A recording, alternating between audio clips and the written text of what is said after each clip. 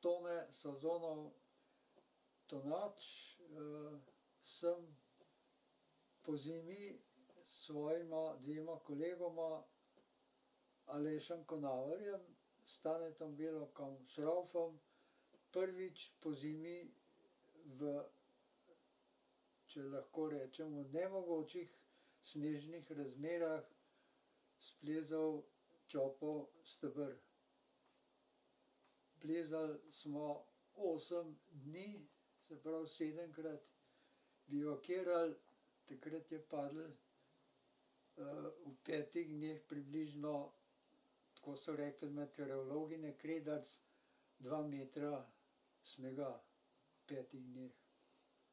In tudi še naslednje dni, ko smo se stopili v Bohinj, je še zmeraj snežilo, ampak ravno tisti dan, ko smo prišli ven, kot po čudežu je nehalo snežiti in se je pokazalo belo polje in da smo se z reševalci, ki so bili v vodnikovi koči, srečali in z njimi šli pol skupaj v Bohinj.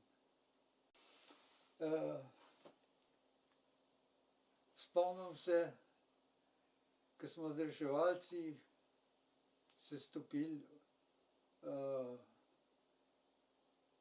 v Voje, pa prišli tam v Staro Fužino, tam je bilo kar, ne vem, meter, meter pa pol snega in taka ozka gas tam, 40, 50 ali koliko reševalcev. In jaz sem bil tam že bolj na zaključku tiste kolone, pa še ene 3, 4 so šli za mano in tam pri eni hiši ena starejša, že taka stara gospa, gleda to našo kolono in ko pridem ravno do nje, pravi: "No, a ste dobili zdaj tiste 3?" Ja, jaz jo malo pogledam, sem rekel: ja, smo dobili, a ne." "No, pa glejte, da jih boste fejst poriti in to iz šibo." "Ja," sem rekel, "gova, seveda jih bomo."